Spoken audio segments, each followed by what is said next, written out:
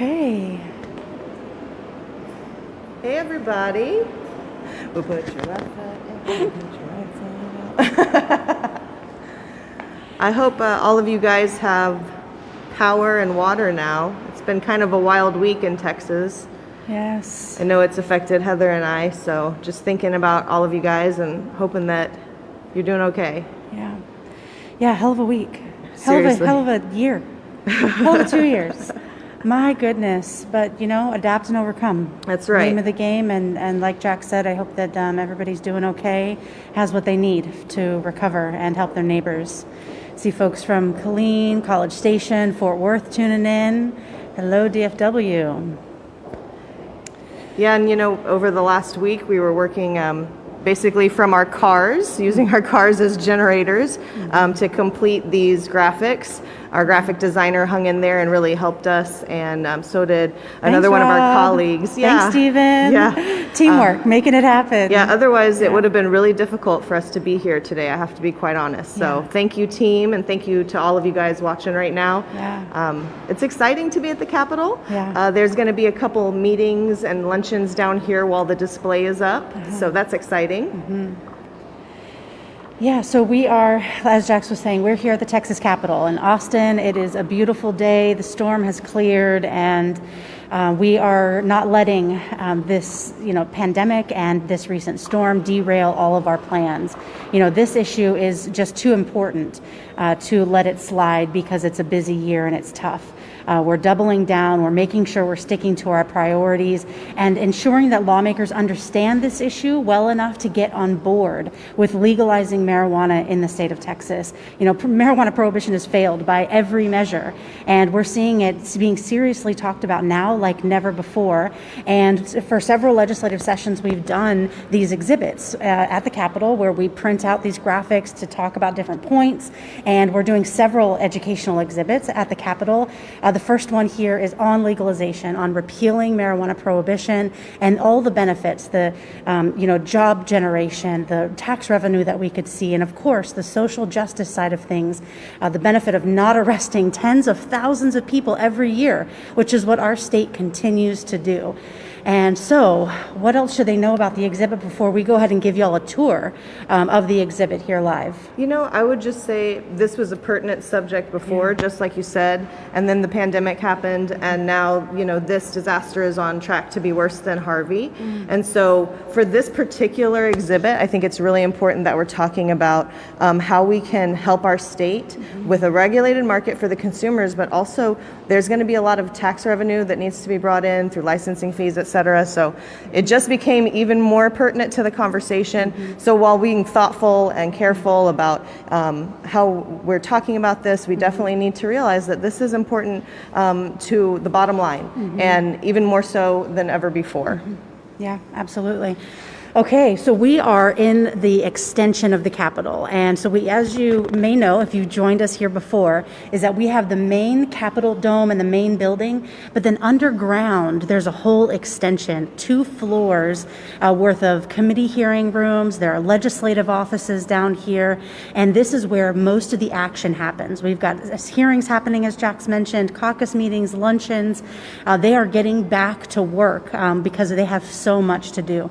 On top of redistricting, the pandemic, sunset commissions, now they have to deal with an energy crisis.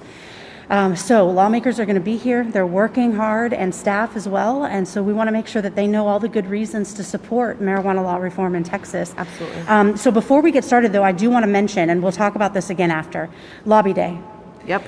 Today was supposed to be Lobby Day, our first virtual Lobby Day in Texas, where all of us from around the state are scheduled for virtual meetings with lawmakers, because as you can see, there's nobody here at the Capitol.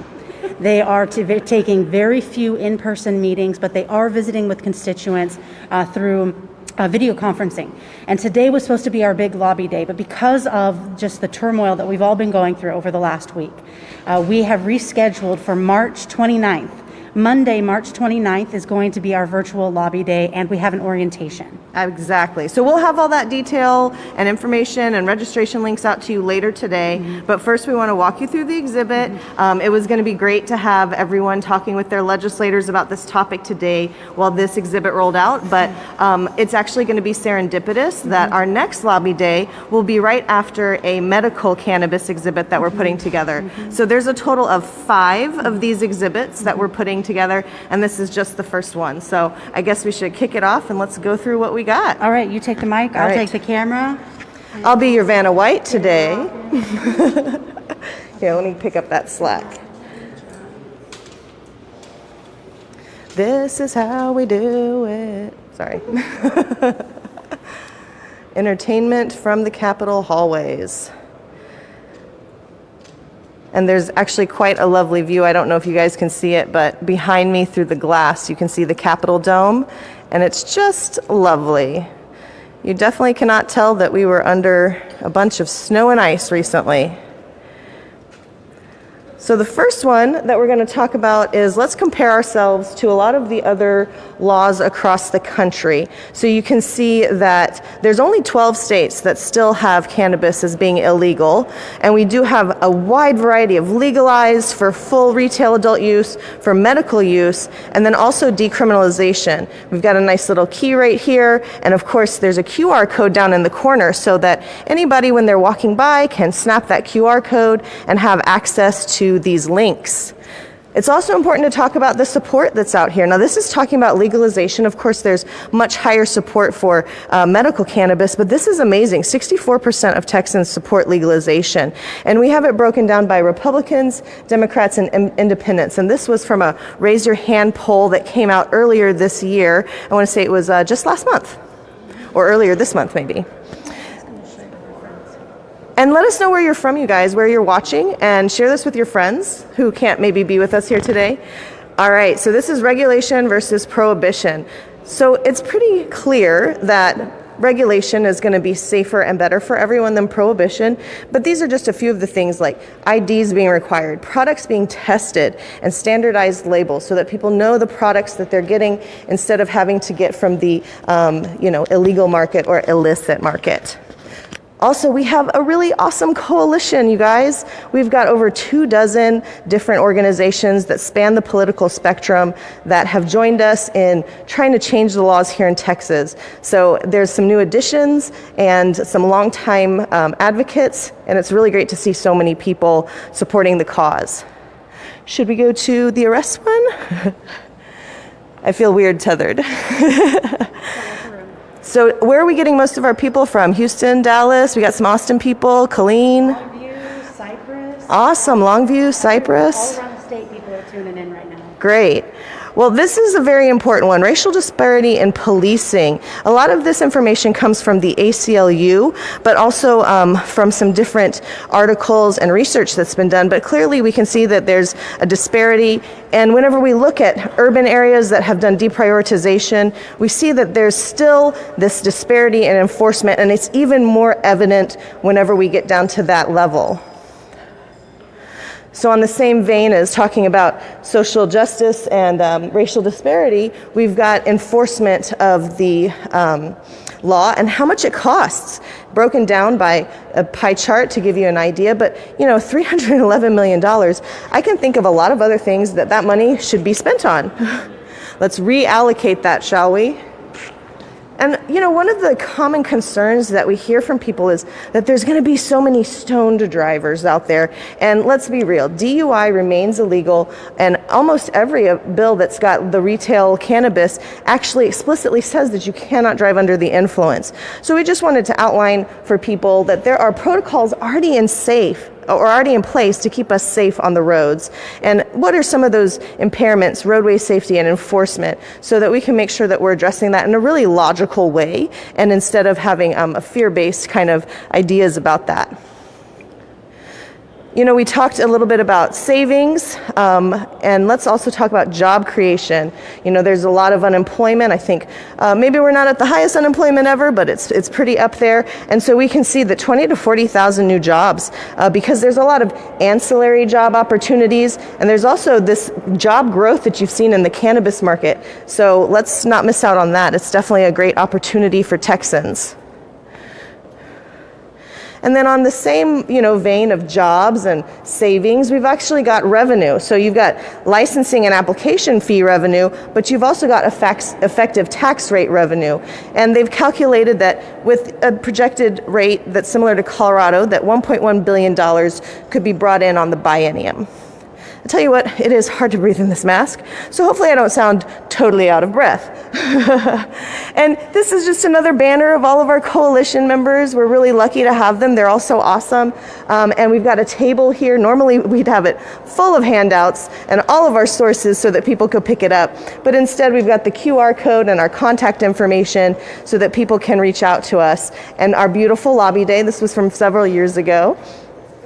And then our last one right over here is fact versus fiction. There's a lot of common misconceptions about cannabis. And so we address 5 here that are kind of the top concerns that we hear. And so we think that through this will help people kind of reduce that fear and understand that it's actually going to be safer for everyone if we bring this market fully into our regulated market space here in Texas and not leave it just to the drug cartels to run.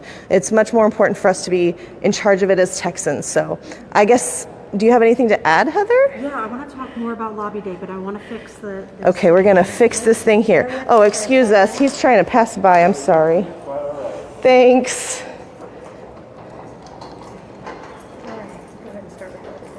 Okay, so Lobby Day, we had to call it, guys, and postpone it. And we were really, really sad to do that because I know a lot of people were looking forward to our orientation and then participating in Lobby Day. But unfortunately, we had to make the call. And I think that it was the right decision to choose to postpone it. And we were thinking, we could just postpone it a week or two. But really, a lot of people are displaced right now. And we don't want to add the pressure of that happening in this moment. So it's being postponed. The trainings, there will be 2 orientations. I said trainings, but orientations. And they'll be on Sunday, the 28th at noon and 3 p.m. And then Lobby Day will be on Monday, the 29th. Yeah, so it's a 2-part event. Orientation is necessary. You have to register and participate in orientation.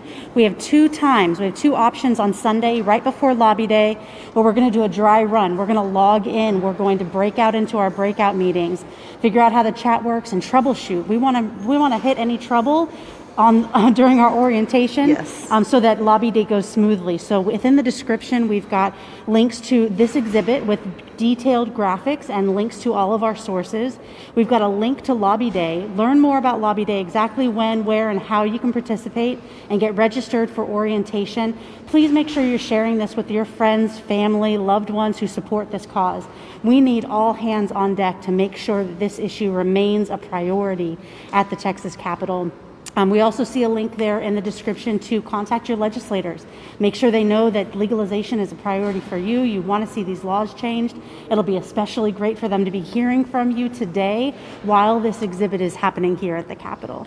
And just a point of clarity, I see Lisa on here saying, was that February or March? I apologize for not being clear. It's going to be Sunday, March 28th at noon and 3 p.m. are the 2 orientation times. And then the actual Lobby Day will be on Monday, March 29th. So later today, we'll send an email out to everybody. We'll post on our social media all the new links. I really want to encourage everyone to participate if you can. Last session, we had a Lobby Day with over 400 people participating on a Tuesday, dressed professionally up at the Capitol. I mean, it was really a powerful and validating moment, I think. for all of us, and I would really love to be able to have at least that much representation, if not more, at this virtual one. I know that virtual has its own limitations, but please try to join us. And there's been a few questions about, what if I don't have a web camera? What if I can't do this, that, and the other? It's going to be on Zoom, so you can call in. You can call in from your cell phone. If you happen to still have a landline, you could call in from your landline. So we're trying to really prevent technology from inhibiting people from participating. So if you have a phone, you can participate. If you have a laptop with a good webcam, that's ideal. But of course, I know not everybody has that.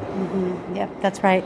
And again, make sure your friends, family, loved ones are aware of what's going on. Make sure you're signed up for the email list so you're getting notifications, action alerts as they happen. We have a lot of work to do to overcome the challenges that we're facing, and we're not giving up. This session has is rocking and rolling. We're fully underway at the Texas Capitol, and if we aren't making this issue a priority, it's not going to be given the consideration it deserves this legislative session. So let's make sure that we're all taking action and doing our part. Awesome. Thanks, Heather. It was great to see you today in Yes, person. in person. Yeah, I know. We've both had a really rough week. I'm still without water. I know, Heather, you've got a lot going on your plate to take care of your situation as well. So yeah, pipes, no hot water. We were at that out electricity. You had 90 hours. I had 80 hours. And I know that others had it even worse than we did. And so we're thinking of everybody out there that's recovering from the storm, helping their neighbors. Really lean in on your community at this time. Reach out for resources if you need them. People are supplying food and water, other services as well. So we're thinking about y'all, and we are going to continue keeping up the fight, making sure that this issue is a priority. So thank y'all so much for tuning in. all right, guys, catch y'all later. Hello, friends. Thank you for tuning in. Welcome. We are live here at the Capitol, and we're going to get started with a virtual tour in just a second. We're getting this shared out. If you don't mind, share it with your network. If you think your friends, family, loved ones are interested in marijuana law reform and want to see our current laws changed, make sure they know about what we're doing here at the Capitol, the work that's going in during this legislative session. So go ahead and actually comment where you're watching from, and if you don't mind, share this live stream with any groups that you are in relating to cannabis or marijuana law reform. Make sure folks know about the work that's going on here. Let's see if we can see some comments.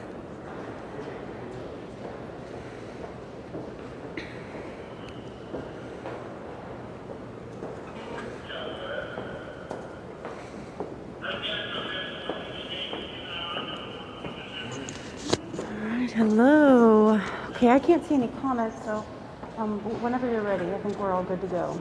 Okay, I'm almost ready. Hi there. Yeah, just 1 second. Officer. Happy to chat with you.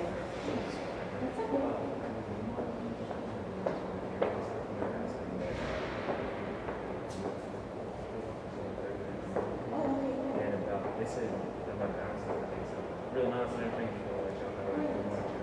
Yeah, part time stuff. Yeah, no, that'd be fine. I'm not gonna be there, but I'm just trying to advise you that. Don't think we know that. Yeah, of course, especially if you know being here most of the day, I'll say set up everything. We'll make sure you're there. Thank you so much. Appreciate it very much. What's that? Okay, they're just reminding us about the car. We ready?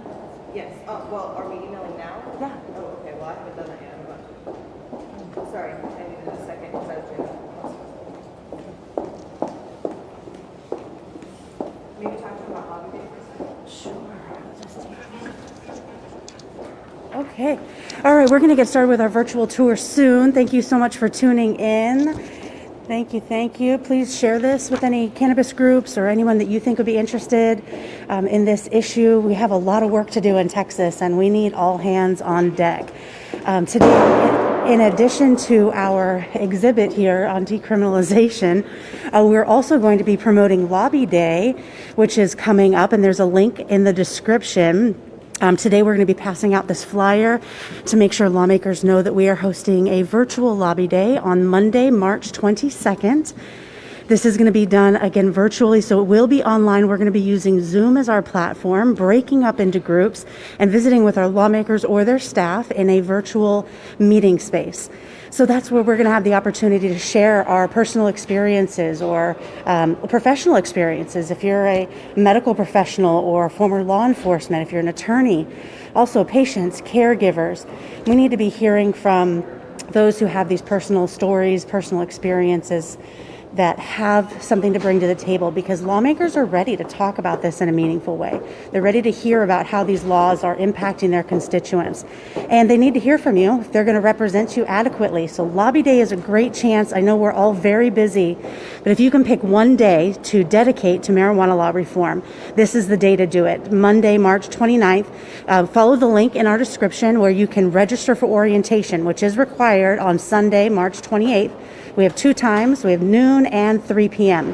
where we're going to be offering an orientation, talking through how Lobby Day is going to work, talking through our objectives when it comes to policy reform in Texas, and making sure that you know how to fully engage on the Zoom platform. We want to hit any hurdles in advance in the orientation so that Lobby Day goes smooth. And there's Jax. All right. Hi, sorry to keep y'all waiting. I was doing some cross-posting. Thank you, Heather, for getting this all set up. Yes, absolutely. We're talking about Lobby Day? Lobby Day, Lobby Day. Yeah, Let's we're so do excited. it. So we usually do this in person.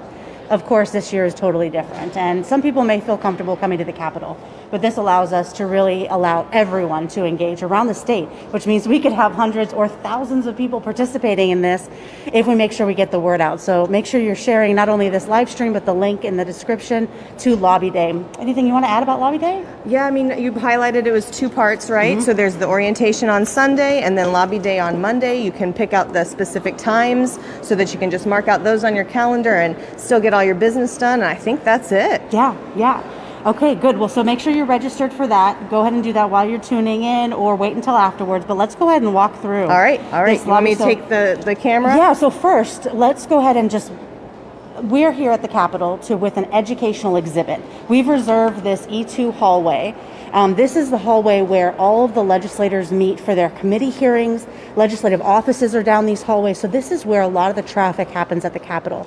And this is our second of 5 educational exhibits. The first was dedicated to legalization entirely, repealing prohibition, and all the good reasons to do that. Now we're talking about a policy that seems to have more common ground at the Capitol, which is decriminalization, keeping people out of jail for small amounts. Ultimately, we'd like to see no arrest, no jail time, and no criminal record for small amounts of marijuana. And we see Democrats and Republicans alike on board with this type of policy. And so we set up this educational exhibit so we can highlight all the good reasons to reduce penalties for possession. We need to decriminalize in Texas. So we'll talk about all the good reasons. Let's walk through. There's plenty of them. Yes. Let's okay. do it. I'll take this. Yes, and I'm going to just clip this. So I'm going to walk you all through this educational exhibit, which is on display now at the Texas Capitol. Jax is going to manage the camera, so bear with us for just a moment. Like a D. And then, how do I close these legs, dear? Okay. Thank you. All right, bear with us for just a second while we get set up.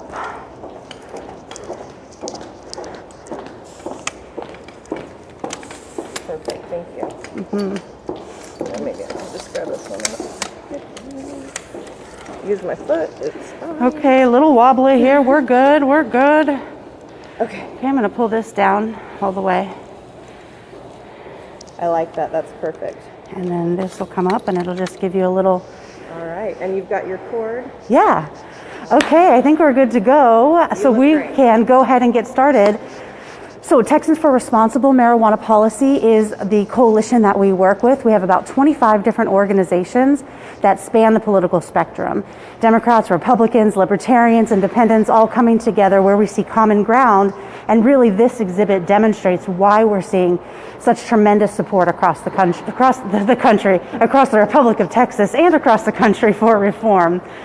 So we see 77%, according to one of the most recent polls, 77% of Texans support reduced penalties for low-level marijuana possession.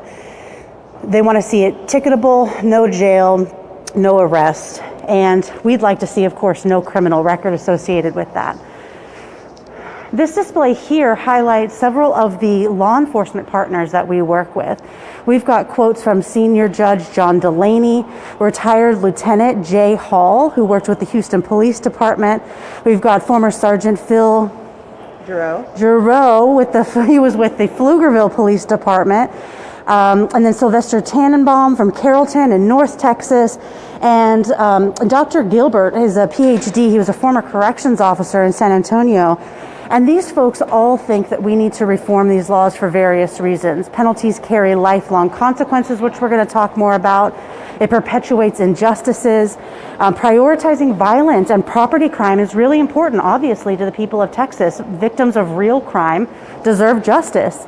It's a waste of valuable resources, and ultimately prohibition is costly and ineffective. So we've got, and let me just note that we have all of these graphics in detail on the website. It's linked in the description if you want to check out the sources that we have and to view all of these quotes up close and personal. I mentioned a minute ago our coalition. These are the members. I mentioned that they span the political spectrum, and we are so grateful to be working with organizations that are drug policy groups, others that are not drug policy groups, but want to see these laws changed as well. Doctors for Cannabis Regulation, Republicans, law enforcement, Marijuana Policy Project, ACLU, Texas NORML, veterans. We've got Dave Bass actually coming in from Killeen. He lives outside of Fort Hood. He's been a big leader in the veterans movement. And we're grateful to have him joining us here to drop flyers a little bit later. So let's keep making our way down. Now, we talked about arrests being punitive and the collateral consequences can have significant effects on a person's life. So under current policy, the penalty is an arrest, which is incredibly traumatic for a peaceful person, jail time up to 6 months, up to $2,000 in fines, and a permanent criminal record, which triggers all of these collateral consequences. Driver's license suspension, license to carry suspension, financial aid can be affected, military service, etc.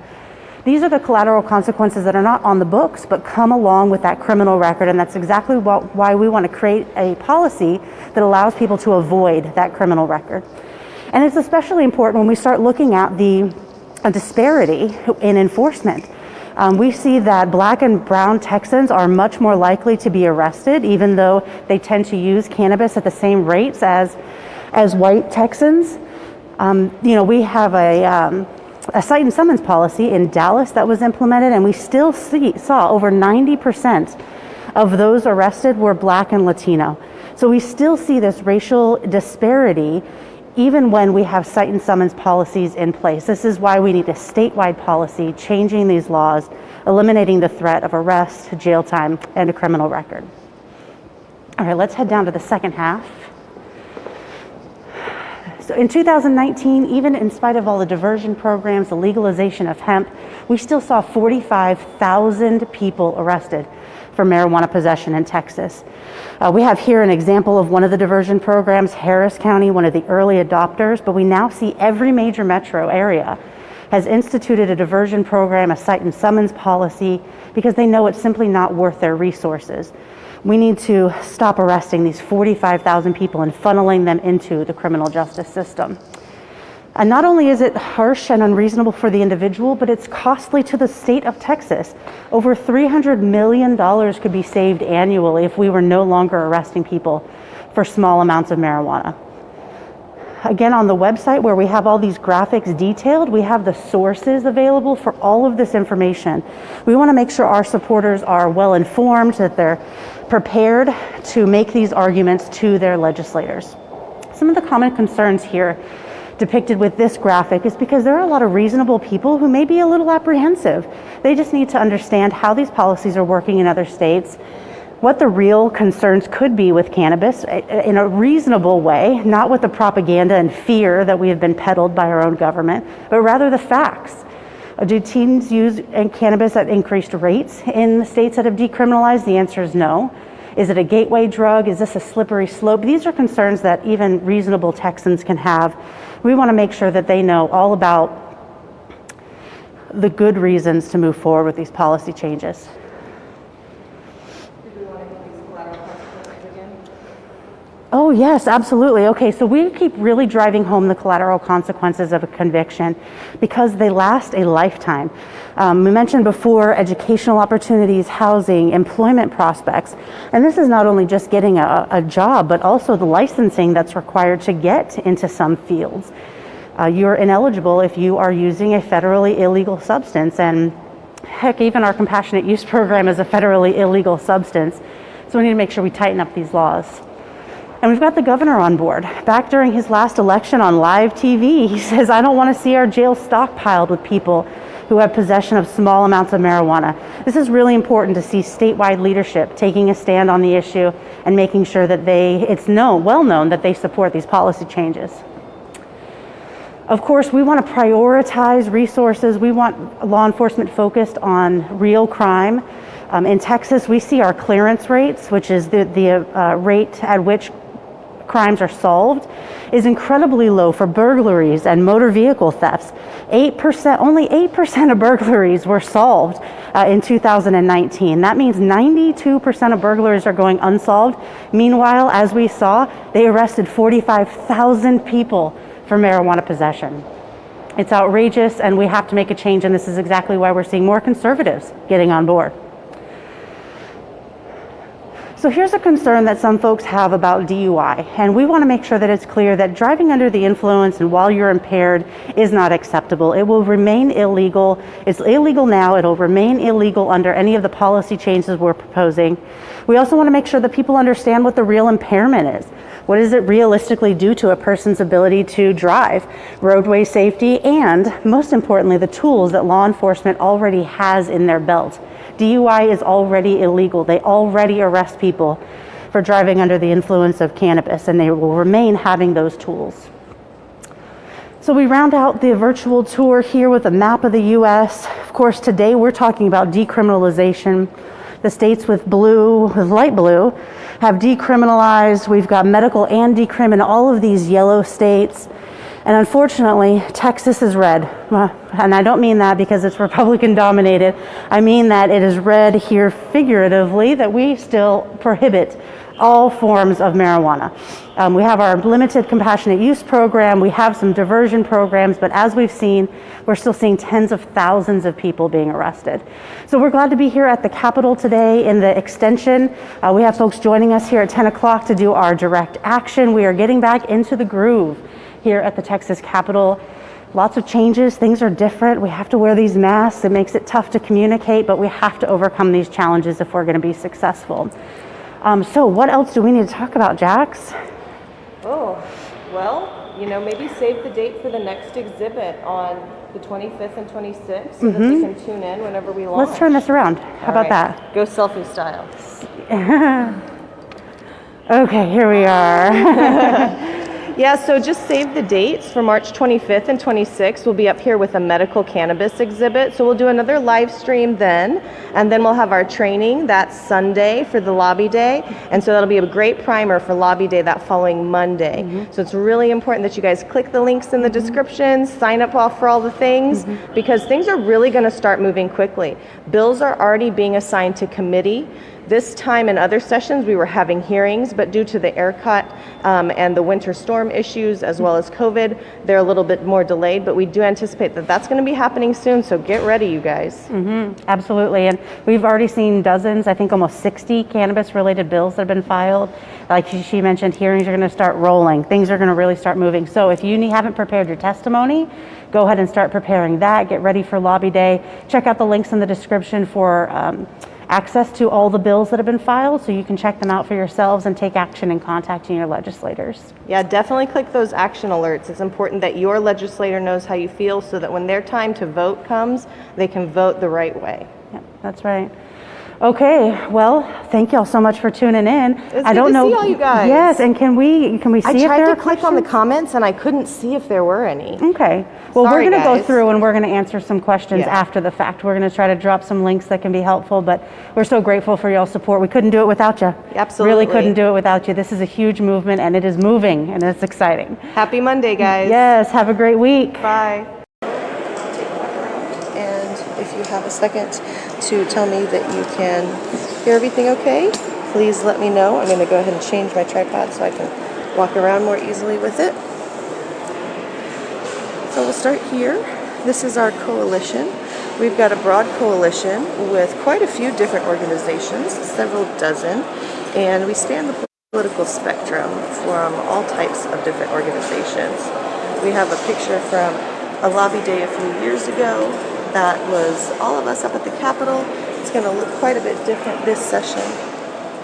Of course, we want to make sure everybody knows that medical cannabis has strong bipartisan support here in Texas. It's extremely important for Texans to have access.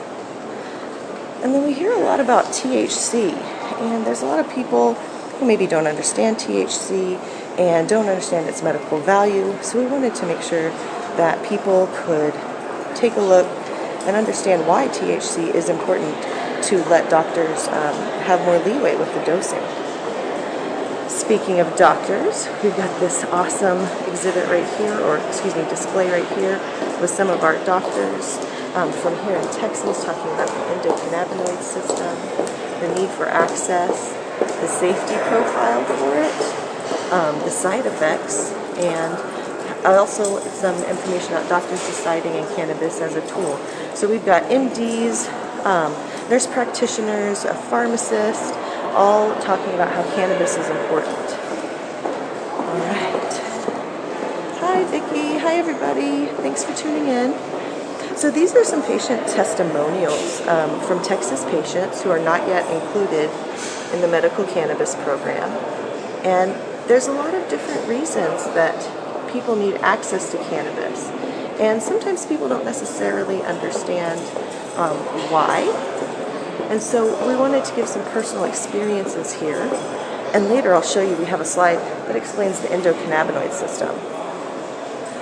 It's also extremely important that patients, does this look blurry? Hello, can you focus? Nope? Okay. Sorry guys, that's a little blurry. I'm going to zoom in and see if it gets better. Well, this is what it is. So we want to establish patient protections to make sure that, parental rights are ensured. You don't lose your occupational license. There's a lot of things that can happen for medical cannabis patients, and we want to just nip that in the bud. No pun intended.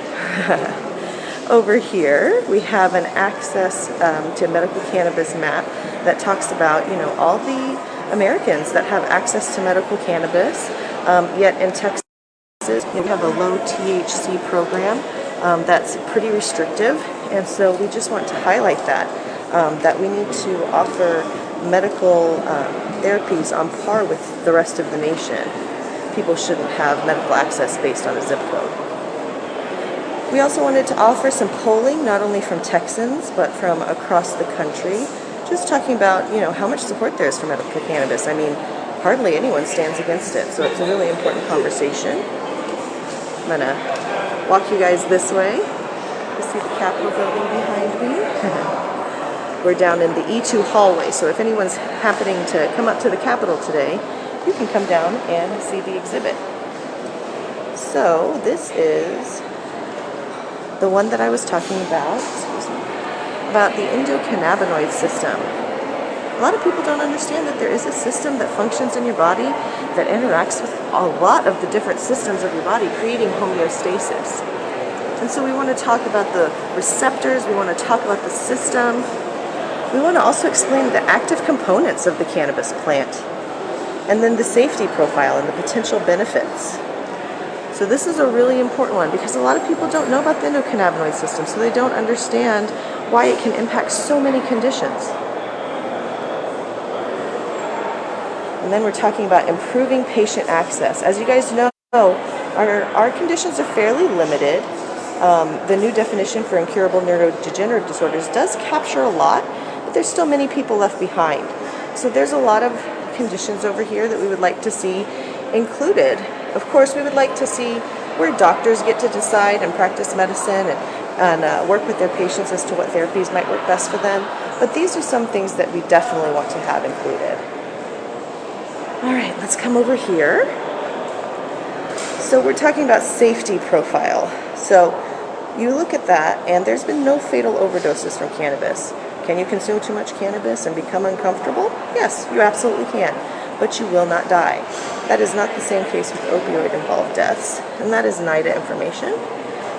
And down here, we also see that NIDA, CDC, and DEA all say no deaths. And of course, everything has the resources down here. So, then we also want to talk about, the support from the medical community. Medical cannabis is extremely important, and there's a lot of organizations and doctors that support it. This just lists out a few to give people an idea, but we do think it's a really important conversation to have.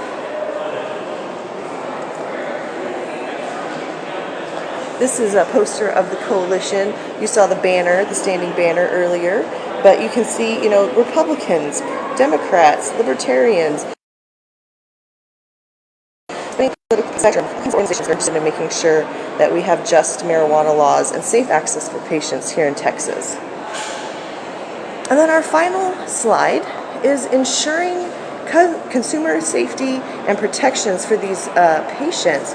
We need to make sure that there's third-party testing that ensures the accuracy on the labeling, the cannabis potencies, gives us all that important information that we need to have. Just one second, guys. Sorry, but I'm going to mess with this thing. Boop. Okay. Hopefully that's better. All right. So I just wanted to follow up and let everybody know that if you want to see the exhibit in detail, there's a link in the description. You can click that and see all of the slides with the sources. You'll also see a link because there is a lobby day on Monday. Now, it's really important that you guys note that this is a two-part lobby day.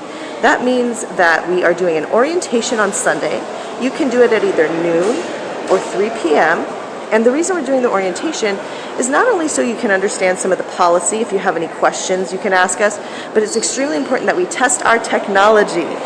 This is the first time doing a virtual lobby day, and so it's going to be really important that everybody understand how the technology works.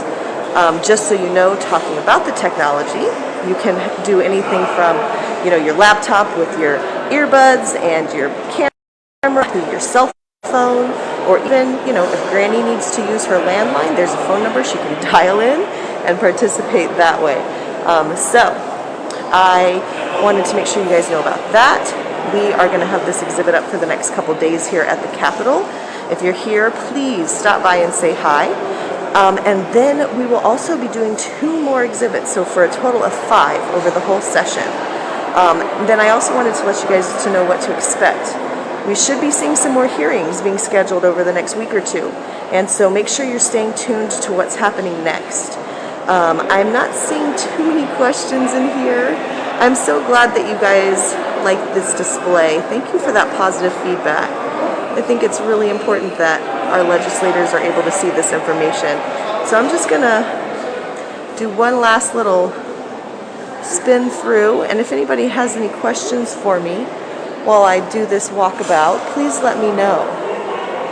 Yes, the CBD receptors in our body, there's CB1 and CB2 receptors in our endocannabinoid system, are extremely important. Matt, thank you for bringing that up.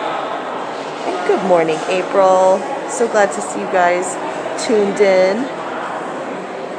Of course, I just did a detail through where I zoomed in on everything, but I just wanted to give you guys one last little look at what we have going on here. We've got doctors' quotes, we've got patient testimonials, we've got information about THC as medicine and why doctors need to decide with their patients if they can benefit from this therapy. And so it's a really important display. And it's down here in the hearing hallway. And so what that means is that all throughout the hearings today, people will be walking through this display and being able to learn a little bit about medical cannabis and the needs of patients here. Now, if you guys have been following what's been going on, you probably saw that Foundation for an Informed Texas and the Baker Institute of Public Policy recently released the results of our Texas patient study, and that is available on our website. You can download the one-pager there. Really great information. It came out a little bit too late to be included in this exhibit, but we're doing one more medical cannabis exhibit, And so we will be making some more posters to go with that. So on that note, I don't see any more questions. I encourage you to sign up for the 2-part lobby day, orientation on Sunday, lobby day on Monday. And I encourage you to take a look and click on that link so that you can see these slides in all of their full and high def glory. So on that note, friends, I will chat with you later.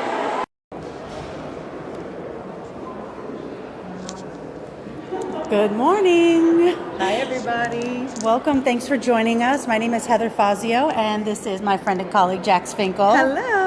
She works with Texas NORML and the Foundation for an Informed Texas, our allies that have been with us from the very beginning of the work we've been doing as a coalition, and so grateful for their work on this exhibit and everything that y'all do. It's our last exhibit. Can you believe it? Well, we've been working hard Yes. on getting these exhibits. As y'all can see, we are in the main corridor of the Texas Capitol. Lined along the sides are committee hearing rooms. Way down. Yes, and legislative offices. And we have more displays on exhibit today than we've ever had. Yes. And that is because there are so many good points to make, so many good reasons why Texas should allow patients safe and legal access to this medicine. So if you're tuning in, let us know where you're watching from, why this issue is important to you. And if you're a member of any groups or want to share this with your social media networks, let's make sure they know what's going on. We're going to give a political update first, Yes. and then we're going to walk through this exhibit and talk about the different graphics we've created, what is significant about them, and what they mean for our movement moving forward. So we had a heck of a week last week. Oh my goodness. It was probably one of the crazier weeks I have experienced in all my time advocating for cannabis. So it was I don't want to call it a slog because it was also enjoyable, but it was a lot of hard work. Heather and I and a lot of other advocates went without sleep for a really long time, and that was because we had a lot of important hearings last week. And the first hearing that we had was last Tuesday, and it was about penalty reduction. It went on until 6 a.m. That was about when I left the Capitol.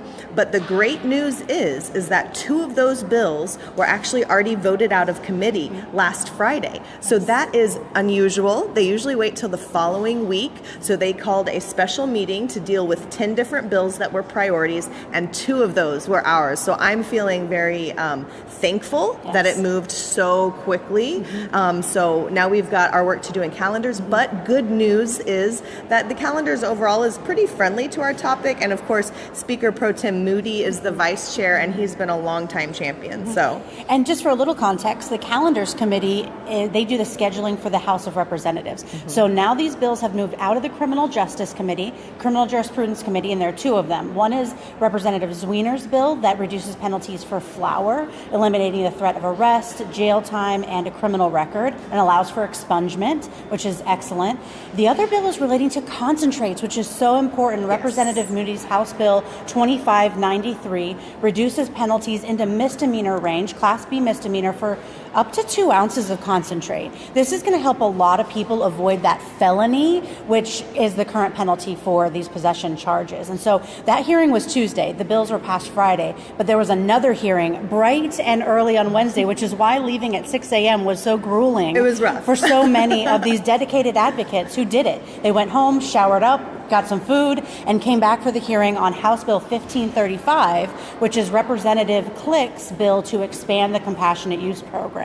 And Representative Glick is the chairwoman of that committee, so we did anticipate, of course, that it would pass. There was a short hearing. It was about an hour and a half. The chairwoman did say that she was going to be restricting the amount of time you could testify for and how many witnesses could testify, because it was going to be a medical bill and then a slew of some abortion bills. So we did anticipate that it would be a little bit shorter, but the good news is, yet again, historically, it got voted out same day, which I don't ever recall happening. Nope. It just goes to show when they're motivated and they want to get something done, they get it done. They'll get it done. Now, unfortunately, this bill doesn't go as far as we'd like. There still is a THC cap of 5%. It only adds a few qualifying conditions, but it adds things like pain, which is really going to help a lot of people. It includes PTSD for veterans only. Now, we know that the author is amicable to maybe removing the veterans provision, allowing PTSD for all patients. And as we're going to talk about here today, many patients suffer from PTSD, first responders, survivors of assault. This is something that needs to be available for all of these patients if their doctors think it can help. Absolutely. And then we had Thursday, which was the Hemp Bill. It's kind of considered a cleanup bill, but there were some items to create a hemp research program, and also it would have done some restrictions on Delta 8 and Delta 10, but there was a committee substitute to deal with that. So something really important that I want everybody to keep in mind as you're watching is that this is the first step. We still have quite a few steps and many opportunities to improve these bills as they progress. So it's going to be really important that you guys stay tuned to what's going on. If they're getting voted on early, they might be moving early, and hopefully we'll be on the floor with plenty of time to address this. And you know, Heather, I was also thinking back, I don't recall another concentrates bill ever being voted out of committee before. First time. So that is a huge deal. There's Dave. You saw him walking. Come on in, Dave. Come on in. This is the man, the myth, the legend, Major Dave Bass. Obviously, our leader with Texas veterans. He's been passing the torch actually lately, helping other veterans rise into that leadership position. Has been helping Veradiana Edwards, who's now the new Veterans Outreach Director with Texas Normal. And we're so grateful for your leadership. Yes. We'll see you soon. Yes. Okay, what else do we need to talk about as far as updates? I got another point for process. Go ahead on process then. I Sure. think that's it. Yeah, so now that these bills are out of the House committees for consideration, they're now waiting to be scheduled on the floor of the Texas House of Representatives. Like Jack said, this is another step in a very long process. And so there's a link in the description here where you can contact your legislators in support of medical cannabis, including some of our recommendations for how to make the bill better, more inclusive, and to fix some of the problems with the compassionate use program, like we'll talk about today, in the lack of independent third-party testing for consumer protection. And so make sure you're contacting your legislators. Let everybody know this is going to be a critical step in making sure that we pass the House, not only on medical cannabis, but also on penalty reduction. And then, of course, we go over to the Senate, where historically we've had challenges with marijuana law reform, not necessarily medical, but on the penalty reduction side. So we're going to need your help making it through the rest of this process. Absolutely. So yes, I agree. Click that action. Make sure that you're prepping your representatives to vote on the House floor, and you're also prepping the Senate for when we move over to that chamber. And the Senate is where we have the most work to do. So if you have a strong relationship with your senator, please reach out to them. And I think now we're going to pivot to talking about some of these great graphics that we've got up here. Last exhibit for a whole week at the Capitol, talking about veterans, talking about patients. So it's a really important exhibit. Okay, why don't I pass this to you? You do the right. first half, I'll take the second half. Sounds like a plan. All right, teamwork. I'll carry this little lasso here. Okay, good. And Dave will join you, right? Yes. Part of it? He's going to join us at the Go down there casket. halfway through. Okay, and don't forget to mention Baker. Yes. Oh, yeah. Also, one thing that we want to talk about is that there is the new study that came out, the Texas patient study dealing with medical cannabis for Texas patients. And of course, it came out with the Foundation for an Informed Texas and the Baker Institute of Public Policy. Really a pleasure to work with our colleagues there. They do a lot of wonderful work talking about medical cannabis and penalty reduction. And so we had about 3,000 Texans who participated in this patient study, and we were able to gather a lot of really great data and some testimonials. And so some of these graphics that you see today, you'll see credit given to the Baker Institute because, of course, we are very happy to have them in our coalition and working for these policies with us. Another note is that this evening at 7 p.m., Informed Texas will be hosting a live free webinar regarding the patient study, and we'll be going over methodology, results, recommendations, and of course there'll be a Q&A portion. A lot of people have been wanting a live event, so it is totally live. Shall we kick it off? All right, we'll start over here. So one thing that with the study, of course, with Baker Institute of Public Policy that we found out is that 99% of respondents reported that cannabis provides relief. Now, of course, many people were targeted, are already advocates for cannabis, so there might be a little bit of a skew that we need to count there, but this is real life results for people who are using cannabis in conjunction with their prescription medicines or instead of their prescription medicines. Should we maybe pivot over here to some testimonials? First off, we have patient testimonials, people whose lives have been positively impacted by cannabis, people with Tourette's or probably chronic pain, digestive disorders, people who don't want to be addicted to pharmaceuticals, and people who want to be able to use it for wasting, HIV, AIDS. So there's a lot of important symptoms and conditions that can be helped with medical cannabis. And then over here, we've got some anonymous testimonials that were collected from the patient study. And most of these were from veterans, but some were from our fellow Texans, just talking about how it improved their relationships, reduced suicidal thoughts, took away their desire to overdrink and have anxiety or sleep issues. So again, more personal stories from people as to how cannabis helped them. I think that in the beginning, Heather had this "Cannabis gave our daughter her life back" slide up. That is Veradiana Edwards. She did spearhead the patient study, and you can see her here with her parents. So definitely wanted to say thank you, V, for all the work that you've done. Another interesting piece of information that we were able to gather was how much patients are spending on medical cannabis and where they are locating it.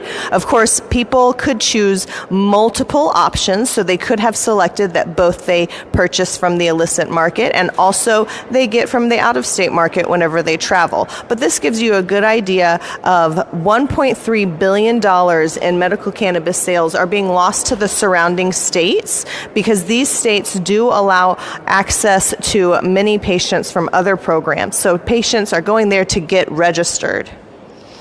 Another really important voice that we want to hear from is from medical professionals. And it's extremely important that we talk about the medical industry and medical professionals and how they can really serve their patients. We talk about the endocannabinoid system, how availability of cannabis needs to be more readily available because it is less toxic and safer. And it's a great opioid alternative with mild side effects. So it really should be up to doctors and patients to decide how cannabis can be potentially used in their therapies. And Heather wants me to make sure to let everybody know in the description there is a link to this display, and so you'll be able to look at all of these graphics in detail, large and with their resources. So we're getting a little bit deeper into the veterans portion of the exhibit, and of course we know that our veterans, they come back with service-related disabilities, a wide variety of them, and they are given a lot of different medications that have a lot of different side effects. And so we hear from many veterans that medical cannabis is an effective and safer treatment for their chronic pain and PTSD than many of these common pharmaceuticals.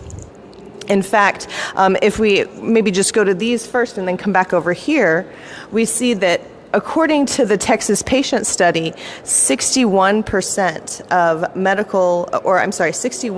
of those that participated substituted or replaced medical cannabis for their prescription drugs. Many of those were opioids and benzodiazepines. So that is extremely important. Cannabis can help with the uptake of your medicines, and so that's why some people continue to use them and allow them to be more effective. And so you'll see here are some of those different prescriptions that were replaced out of this survey, and you'll see civilians and veterans both noted here. So whenever you want to click on that link that Heather mentioned in the description, you'll be able to find these and look really detailed at them. Let's go real quick to the top 10 medical cannabis uses. So in this study, we were polling, what are people using medical cannabis for? And quite often it was anxiety, depression, specifically back pain. We heard again and again, sleep disorders, migraines, headaches, PTSD, ADHD, and then here, neuropathy. Neuropathy is actually a qualified condition, and we assume that because neuropathy is still included in here, that it suggests that the state program and the low THC cap may make it ineffective for some. So extremely important, again, that we're able to lift that THC cap, and I would really love us to move to a weight-based dosing rather than percentage. So here's Dave and our exhibit with Operation Still Trapped. So I'm going to walk this way. I'm going to Vanna White it with this really long cord, excuse me. All right, Dave. So will you tell us a little bit about Operation Trap and how you created it? So we ask veterans from all over Texas to send us pill bottles with a toy soldier in it and a message to Governor Abbott saying why that veteran needs to use cannabis as medicine. And we received hundreds of pill bottles from veterans all over Texas. And this is the latest pill bottle. Jack's received it in the mail, so I'm getting ready to open it. It's from David Bills, Keller, Texas.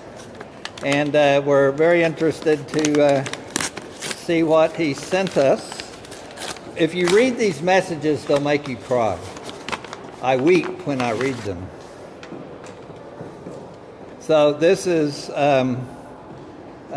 David Bills, U.S. Air Force, 1989 to 99. So he served 10 years. And he was in,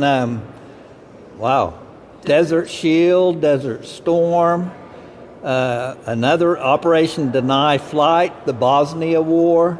Operation Provide Promise, again in Bosnia.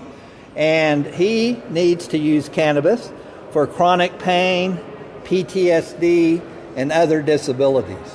So this is a message to our legislators from a veteran who needs to use cannabis as medicine. This veteran paid the price for medical freedom, and we really appreciate it. Absolutely. And so we add it to the collection now.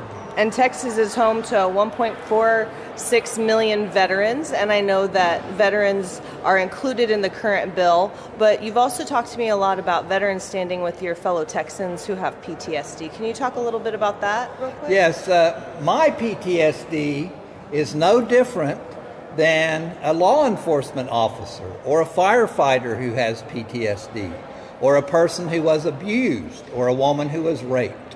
Our PTSD symptoms, the effects of PTSD are exactly the same. So it doesn't seem fair to us veterans to say we can use cannabis, but this law enforcement officer who deals with PTSD cannot, and this person who was abused cannot use cannabis. All patients in Texas who've been diagnosed with PTSD should have access to cannabis, because I can witness, thousands of veterans can witness, cannabis is very effective for post-traumatic stress disorder and obviously for chronic pain. But we want all patients to be able to use cannabis, and we want PTSD to apply to all of us. Awesome. Thank you, Dave. And thank you for your service, and not only to our country, but to your students whenever you were a teacher. So thank you so much. And I wanted... Yeah, sure. So a little background on the coffin. We had a volunteer, Eric Newberger, who made it for us. Previously, we were displaying the bottles in a display case, but once we reached about 400 or 500, we needed something a little bit more large. And we had gone from Operation Trap to Operation Still Trapped. And so this was a great way to expound on it. And so thank you to Eric for building this for us. And I believe you also had someone who painted the coffin lid especially for you as well? Yes, Jonas Walker, the son of Jason Walker, painted the lid, and it says PTSD kills, cannabis heals. And a true statement that is. All right, thank you. This is going to be a powerful representation up here at the Capitol this week. And then just to continue to expound on this, from our patient study, we found that 52% of veterans were using medical cannabis to help with their PTSD. So again, super important that our veterans have access along with their fellow Texans.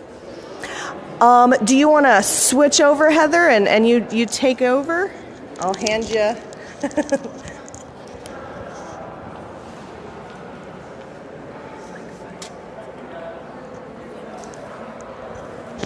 Okay, my turn. Okay. So, as a part of the Baker Institute study led by Veradiana that we know now, they found that 84% of patients have considered leaving Texas. We know that every state surrounding ours allows safe and legal access to this medicine, and patients simply can't wait any longer. Either they or their children or a loved one need access to this, and it's just too important for them to wait, and they're considering leaving, much like we've seen with many of the medical refugee families from our state going to other states. So the Compassionate Use Program was established in 2015, expanded minimally in 19, and we want to see it further expanded to improve patient access. We know that cannabis can be a lifesaver for so many patients, improving quality of life, not only for the patients themselves, but also for their loved ones. Cannabis can help with so many different conditions, and our position is that doctors are best suited for making these decisions when it comes to who can have access to medical cannabis. It's a long hallway, and we filled it all up. Okay, we see growing support for medical cannabis from the public. Texas voters supported at 86%. Americans across the board, 90% of us think that patients deserve safe and legal access to this medicine if their doctor recommends it. This number continues to tick up, and that's why we continue to see lawmakers building support here at the Texas Capitol. Here we're looking at a map that shows that 72% of Americans have legal access to medical cannabis. Unfortunately, Texas does not count in that number because our program, not only is it restricted to low THC cannabis, but it also requires doctors to explicitly violate federal law, putting their livelihoods in jeopardy. We want to protect doctors, we want to protect patients, and we can do that with our state law. Another really important component to improving the Compassionate Use Program is authorizing independent third-party testing. We need to allow independent labs to test the products under the Compassionate Use Program. Currently, the operators, the licensed operators under the Compassionate Use Program can test their own products, and DPS can test these products. I have every confidence that they're doing great work with state-of-the-art equipment and high-quality products, but from a consumer protection standpoint, from a free market regulation standpoint, we need to allow independent labs to test these products and to produce consumer reports so that we know what's in these medicines, that they're contaminant-free, and that the potency is what it needs to be. A recurring point that you will hear us make time and time again is that doctors need to be the ones deciding on dosing. Every person is different, every medical condition is different, and you have to allow them the flexibility to titrate the dosing just like we do with other medications. Cannabis is safer than many of the pharmaceutical drugs that they prescribe every day. We trust doctors, and there are mechanisms for accountability. We need to lean into that system and allow doctors to decide on dosing.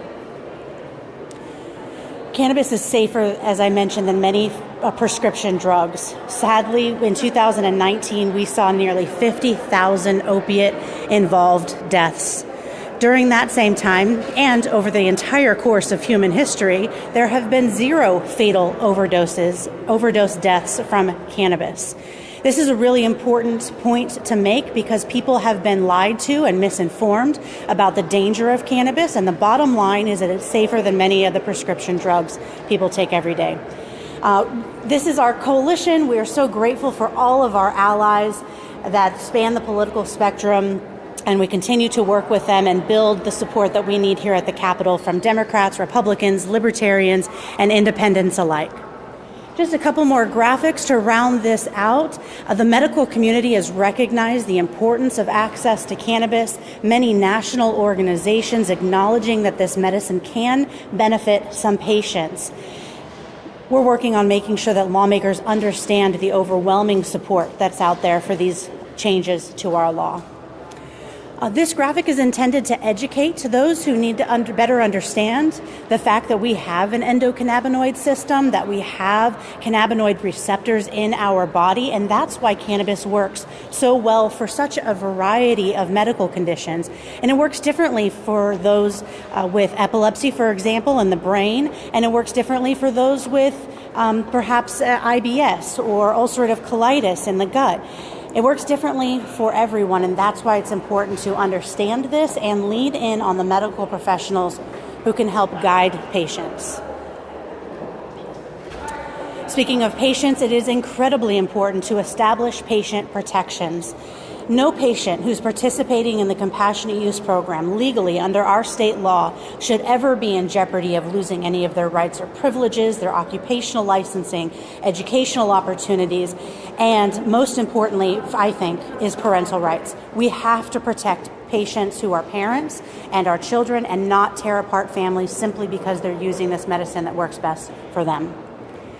So we'll round out here talking about the support that we have on both sides of the aisle here at the Capitol. Of course, we know we've got libertarians and independents as well in the Capitol. We have Democrats and Republicans, both in their platform calling for medical access to cannabis. We're living in such an incredibly polarized time politically, and we are seeing common ground on this issue. So let's find a way to work together and get this legislation across the finish line. Okay, well, I don't think we have time for questions from the comments, but we're going to go through and answer any questions that y'all have. Thank you so much for joining us for this virtual tour. Again, in the description, you'll see a link to the detailed graphics so that you can zoom in, take your time, check out the information here, and also make sure you contact your legislators. We need them to know that we are ready to go. We want to see these laws changed, and we want to see this bill passed through the House quickly so that we can get it over to the Senate. Any final comments? I think that you covered it all beautifully, my friend. Wonderful. Okay, well, thank y'all so much. Again, make sure you share this video for those who you think would be interested. This is our opportunity to be force multipliers, right? Yes. Allow us to empower the community around us, our neighbors, friends, and families. We need all hands on deck because we've only got about 45 days left of the Texas legislative session. The next session is until 2023. So let's make these final days, final weeks of the legislative session count. Thanks, everyone. Buckle up, y'all. Here we go. All right. See y'all later.